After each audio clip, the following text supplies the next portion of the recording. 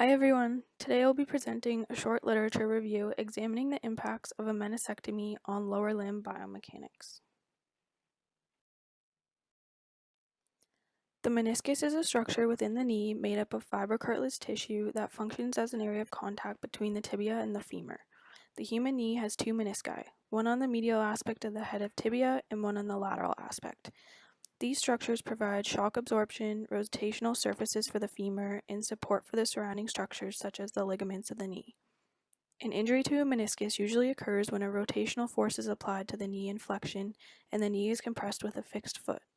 The torsion and compression causes for the meniscus to tear, which can produce symptoms of pain and swelling within the knee joint itself. When a meniscus becomes injured, depending on the severity of it, typically treatment is a meniscectomy. This can either be a full meniscectomy, where the entire meniscus is removed, or a partial meniscectomy, where only the damaged cartilage is removed and the remainder is smoothed out. Some injuries do not require surgery, and depending on the location and severity of the tear, some individuals are able to heal on their own.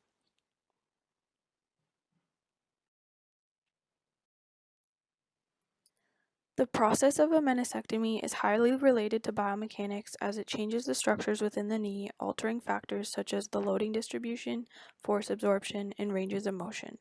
The concern when receiving a meniscectomy is that the contact area between the tibia and femur is being removed, leaving a larger area of bone-on-bone contact. This increases the contact area and is often seen as a precursor to the development of osteoarthritis. Petty and Lobowitz 2011 stated that when the biomechanics of the lower limb become altered, it highly increases the risk of osteoarthritis. Throughout the rest of this presentation, 5 studies were compared and contrasted within their purpose, methods, findings, and any limitations that may be present. The common objective of each of the 5 articles was to observe any changes in lower limb biomechanics by measuring kinetic and kinematic variables. Majority of the studies utilized a method of pre- and post-surgery measures, however, not all of them did. Many of the articles utilized a control group to compare observations retrieved from the experimental group. Each of the articles utilized a variety of analysis techniques to obtain their data, however, there were many common themes seen within each approach chosen.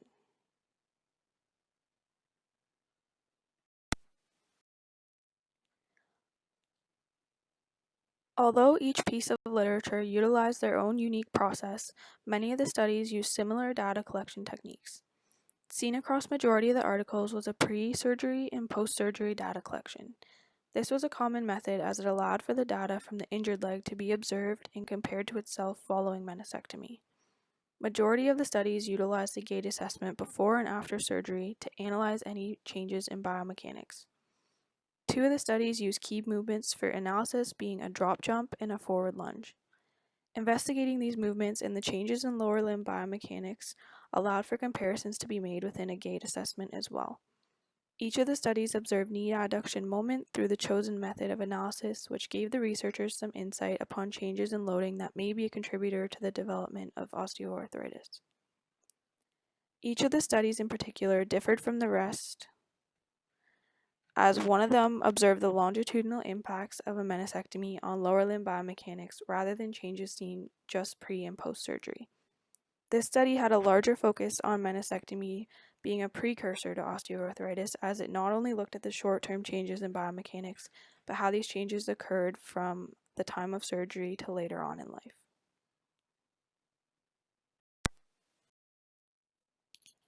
Many commonalities were found when comparing and contrasting the 5 articles, as well as a few differences. One of the consistent findings throughout the literature pertaining to the gait analyses performed was a reduction in the flexion extension moments in the later phases of gait following surgery. In addition to this, each of the studies found that there was an increase in the knee adduction moment following meniscectomy, and where force plate was used, this showed an increase in loading within the medial aspect of the knee. The study by Ford and colleagues 2011 found that following surgery, participants had an increased flexion angle during a drop jump. This was indicative that adaptations in joint angle were required when having to load forces through the knee following meniscectomy. This was seen as contradicting in some aspects, as the range of motion significantly improved following meniscectomy but changed when having to load forces. Collectively, the findings suggested that following meniscectomy, the range of motion within the knee is improved. However, it increases the knee adduction moment, influencing new adaptations when loading forces.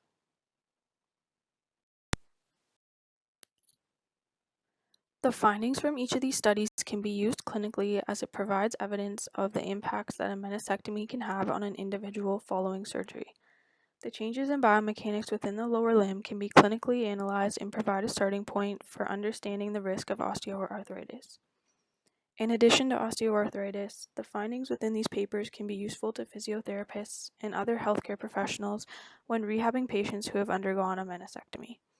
Understanding the changes that occur can educate them on how to rehabilitate a patient so that their risk is less in developing issues such as osteoarthritis later in life.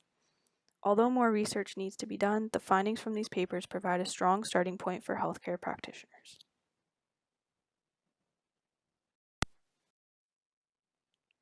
Although each of these studies provided useful information on the impacts of meniscectomy, they still carry their limitations. The first limitation apparent was that only one of the studies utilized a sample group larger than 30 participants. Hall and colleagues 2011 utilized a large study group, possibly because they were conducting a longitudinal study and wanted to ensure a sufficient amount of participants in case any dropouts occurred. Two of the studies observed did not utilize a control group and instead compared data to the contralateral leg of the patient. This raised the question of researchers' personal opinions upon sham surgery, and that maybe some view it to be unethical. This can be seen as a limitation as it does not provide information within the same knee and is comparing it to the unaffected one that has been untouched. Within the exclusion criteria in each of the 5 studies, any previous history of knee injury made a participant ineligible. This is seen as a limitation as an injury could have been minor and it could have been years ago, having no impact on the meniscus. However, precautions are set in place. A final limitation found consistently throughout the literature was that the populations chosen for these studies surrounded the age group of 30 to 55 years old, and only one of the studies observed a group of adolescents between the ages of 14 and 25. This is a limitation as the groups chosen not to include majority of athletic populations and potentially individuals who may obtain majority of these injuries.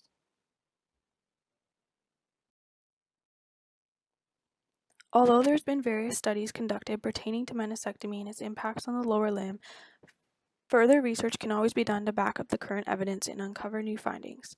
From the literature reviewed, each study focused on the medial meniscus and there was only very little injuries on the lateral meniscus. This would be a good area for further research to be done as it may reveal some similarities on the impacts of surgery or provide information that is yet to be uncovered.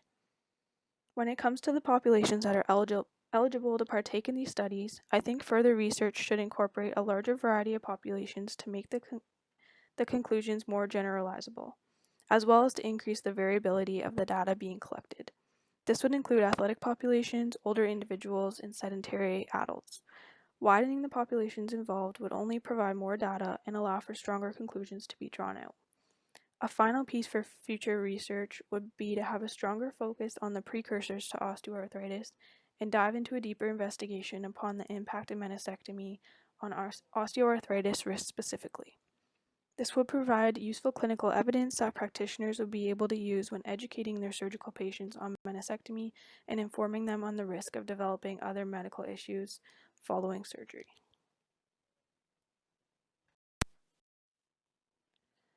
To conclude the findings within the 5 articles analyzed, it's evident that a meniscectomy procedure alters the biomechanics within the lower limb. Specifically, changes in loading within the knee, angles required for gait and force distribution were seen to change. The changes seen throughout the studies suggest that there is a higher risk of developing osteoarthritis following surgery and may be seen as a precursor.